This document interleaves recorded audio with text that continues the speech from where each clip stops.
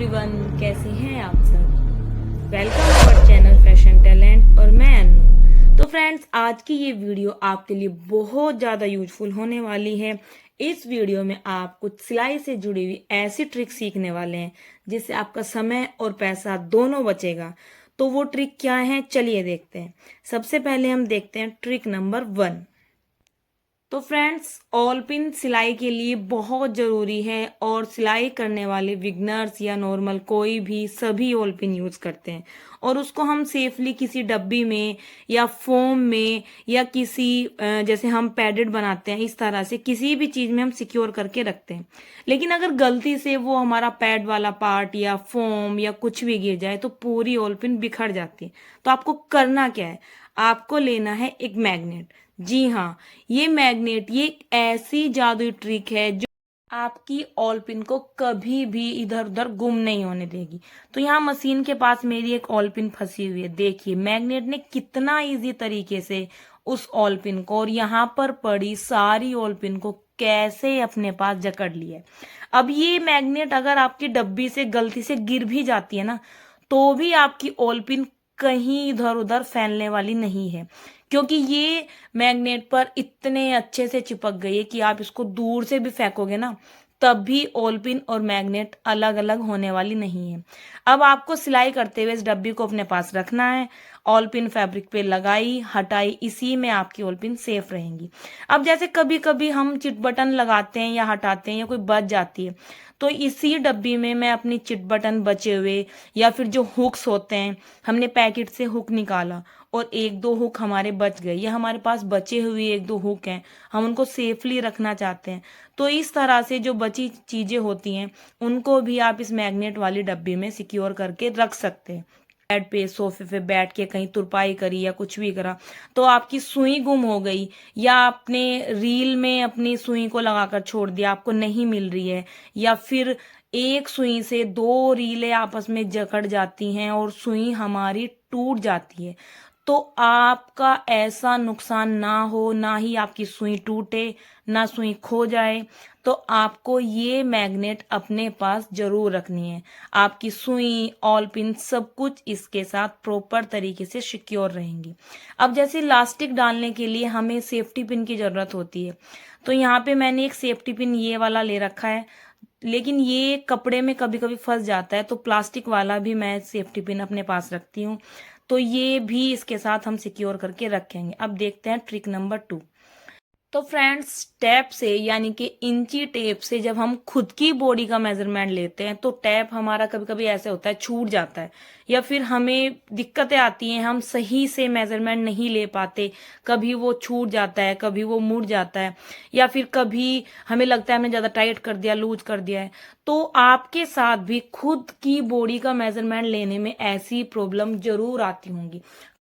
तो इस प्रॉब्लम को सॉल्यूशन मैं आपके लिए लेके आई हूं, एक छोटा सा सेफ्टी पिन। जी हाँ, इस एक छोटे से सेफ्टी पिन से आपका ये काम मिनटों में हो जाएगा। तो आपको करना क्या है, जैसे आप वीडियो में देख रहे हो, इधर की साइड जो टैप की दूसरे वाली साइड होती है, अपोजिट साइड में आपको पिन को ऐसे करके इसके अंदर पिन को सेव कर देना है। तो यहाँ पे पिन को मैंने इसके अंदर डाल दिया जैसे आप वीडियो में देख रहे हो। अब टैप को हमें इसके अंदर से ऐसे निकालना है और देखिए कितनी आसानी से मेरे आर्म होल पे मैंने टैप को रखा और मेजरमेंट ले लिया है। अब आपको ये पिन के बीच में जो गैप दिख रहा है 1/4 इंच, आपको इसको भी काउंट करना है। तो आप पीछे वाले पार्ट पर अपनी एक फिंगर को रखें और टैप को पीछे की साइड उल्टा कर दें, जहां टैप आपस में मिल जाएगा, यानी कि वो आपका फाइनल आर्म होल का मेजरमेंट है।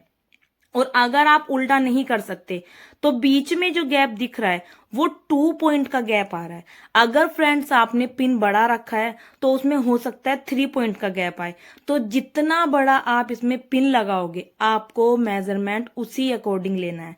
बस ये आपको ध्यान रखना है, क्योंकि ये जो ट्रिक है सच में आप फटाफट से अपनी खुद की बॉडी का या अपने कस्टमर का सबका मेजरमेंट बहुत ही आसान तरीके से ले सकते हो। नेक का, आर्म होल राउंड, ब्रेस्ट, अपर ब्रेस्ट, सबका जो मेजरमेंट है बहुत इजी तरीके से ले सकते हो।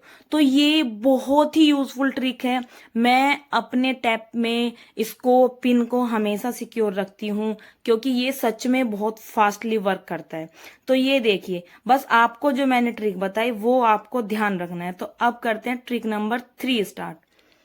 तो फ्रेंड्स, जैसे हम बॉक्स में अपनी बची हुई रीलों को रखते हैं, जैसे हमने सिलाई करी, फिर थोड़ा सा धागा बच गया, फिर सिलाई करी और बच गया, तो हम ऐसे रखते हैं, फिर एक रील निकाली, कभी दूसरी निकाली।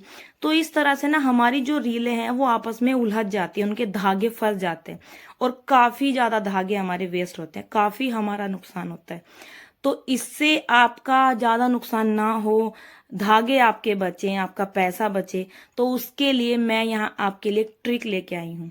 तो आपको लेना क्या है? आपको लेना है ऐसे एक रेजर। जी हाँ, ऐसे रेजर लेना है और रील के सेंटर में कट लगा देना है। उसके बीच में हम धागे को ऐसे फंसा देंगे। अब आपकी जो रील के धागे हैं वो वेस्ट नहीं होंगे, ना तो वो निकलेंगे, ना वो आपस में फंसेंगे। तो इससे आपका जो पैसा है वो बचेगा। और जब हम रील को निकालते हैं, धागे फंसे रहते हैं, उसमें जो हमारा टाइम वेस्ट होता है वो समय भी यहाँ हमारा बचेगा। तो यहाँ पर काफी सारी रील को मैंने इसी तरह से कट लगाकर, धागे लगाकर तैयार कर दिया है।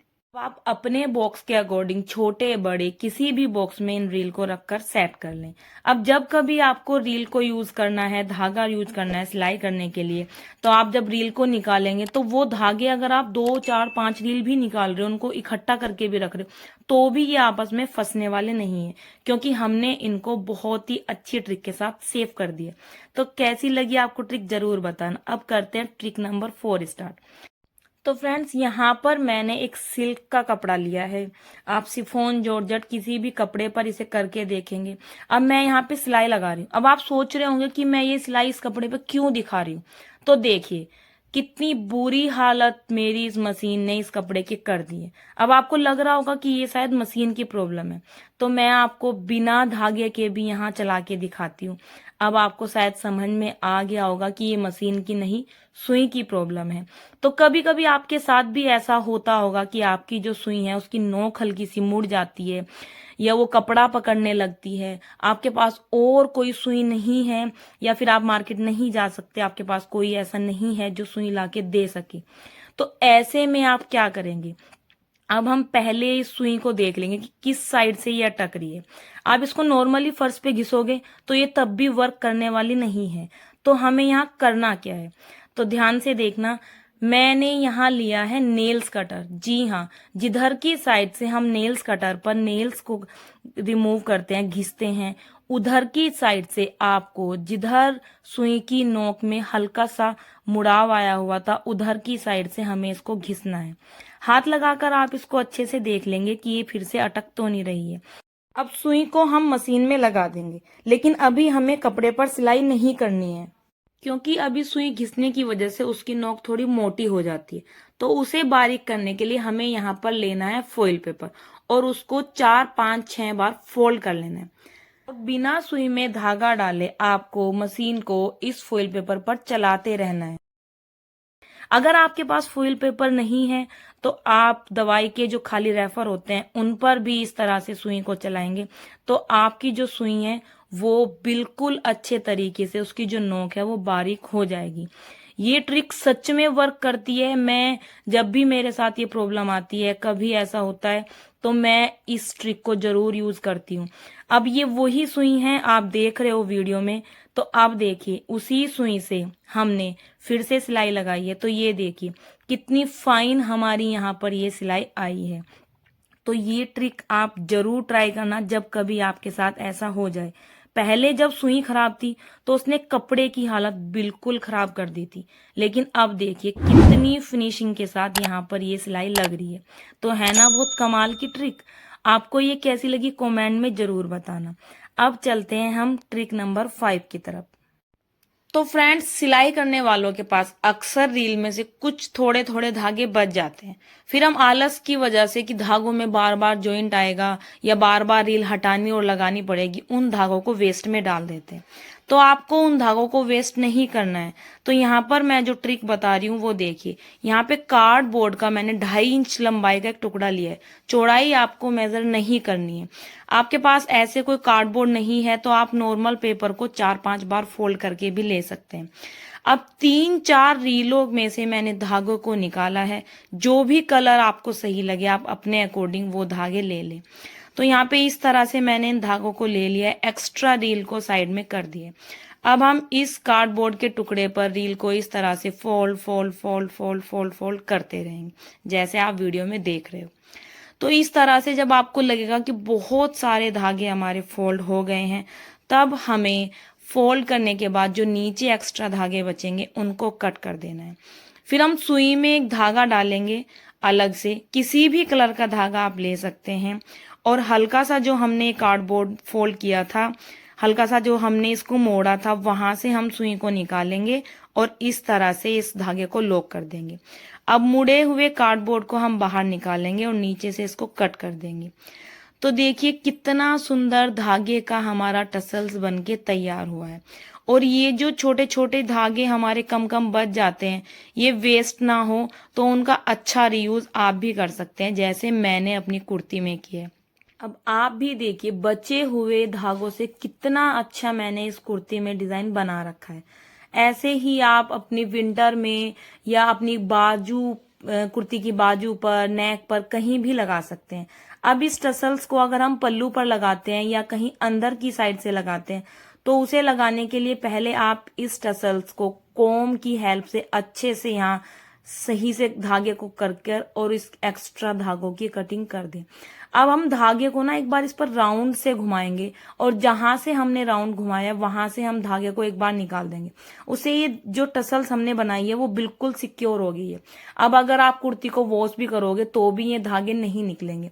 आप इनको बाजू पर, स्कार्फ पर या फिर अपने कुर्ती के नेक पर कहीं भी लगा सकते हैं। तो बचे हुए ऊन से भी मैंने ऐसे टसल्स बनाए हैं।